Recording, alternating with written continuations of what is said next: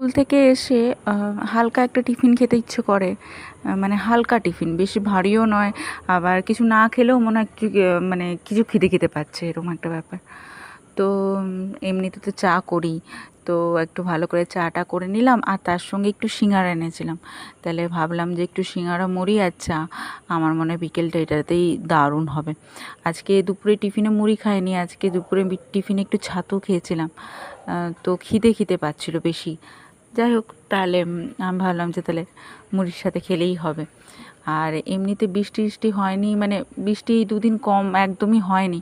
তো গরমটা মারাত্মকই আছে, কি বলবো, গরমটা আজকে তো খুবই গরম লাগছিল। তবে এমনিতে ফোনে দেখছিলাম যে বৃষ্টি হবে, জানি না এরপরে হয়তো কাল থেকে হতে পারে। যাই হোক, চলো এবার বিকেল হয়ে গেছে।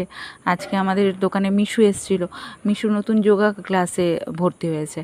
তো ও যোগা ক্লাসে ভর্তি হয়েছে, তো দিয়ে নতুন নতুন যোগা শিখেছে। প্রথমে তো কথাই বলছিল না, ওর নাকি ঘুম ভাঙেনি।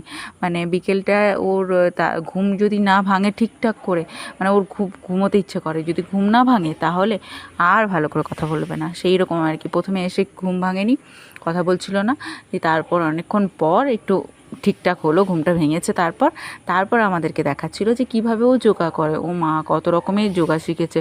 ওইখানেই বলছিল যে ডিগবাজি দেবে।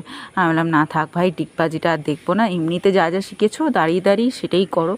দাঁড়িয়ে দাঁড়িয়ে দেখাতে দেখাতে কত ঘুরে নেচে, তোমরা তো দেখতেই পাচ্ছ কী অবস্থা, এত সুন্দর সুন্দর যোগা শিখেছে। যাই হোক, ওকে নিয়েই সন্ধ্যাটা পেরিয়ে গেল।